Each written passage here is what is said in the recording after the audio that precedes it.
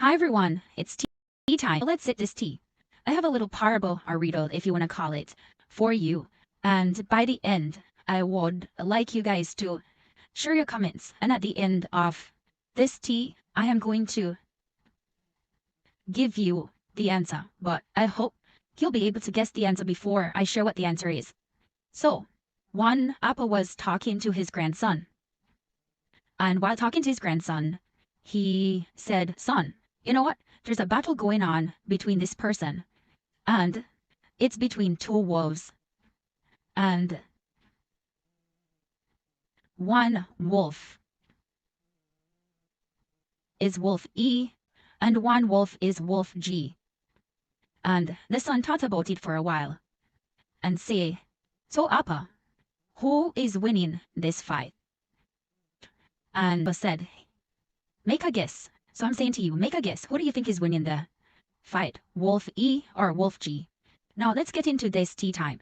So I was observing my nephews earlier. One is 1.5 and one is 2. And as they were playing, their interaction was very aggressive, which caused for concern. And I was thinking about it and I was like, why are they interacting like this? They are just 2 years and 1.5 years. You would think that because they were so little, they would have been much more milder with their interaction. And it baffled me for a moment, which brought me back to the verse 3. And it tells us that, by nature, we're children of wrath.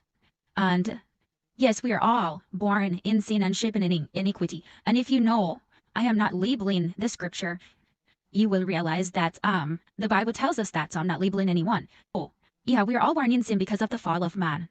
And because of the fall of man, in us, it is our nature to do good and to do evil. And because evil is a part of our nature, always a fight in us between good and evil. And so we have to ensure that we are choosing, the one that will be beneficial for our life.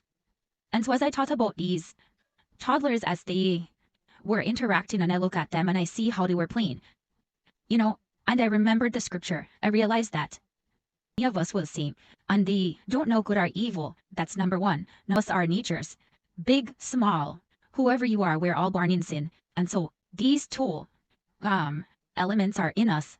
And so we will find that there is always a battle. When I think about it, I'm like, come to think about it, it is in them.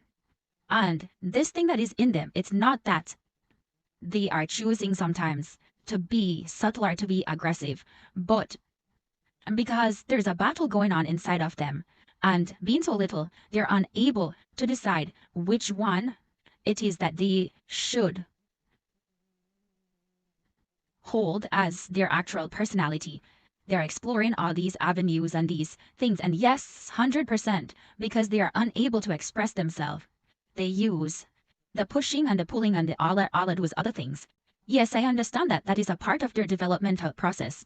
But if you think about it from a logical perspective and not a developmental perspective or a spiritual perspective and not a developmental perspective, you will see that if it was only good that was inside of them, then they wouldn't have been doing the aggressive behaviors.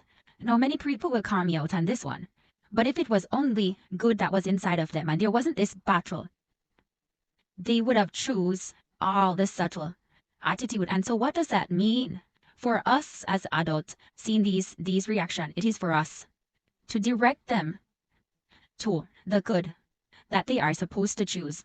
And so when we redirect the behaviors that seems more strong and aggressive, and we teach or we show or we guide them to those behaviors that are good, they will not get it right away because there is still the battle inside of them, wanting to explore these feelings, wanting to explore these physical reactions.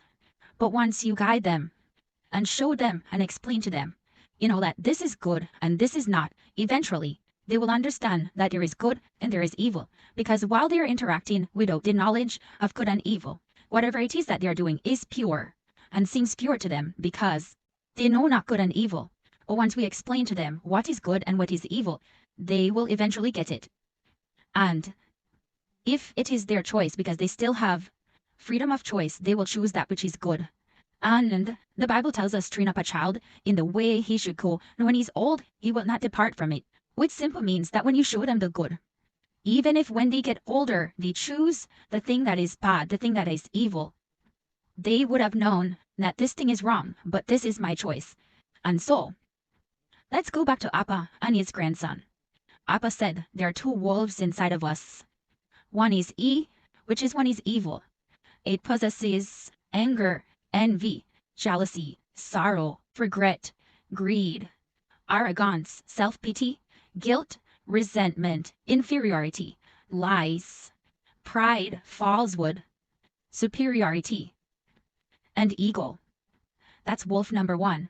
And wolf number 2 is wolf G, and it is joy, peace, love, hope, serenity, humility, kindness, benevolence, empathy, generosity, truth, compassion, and faith.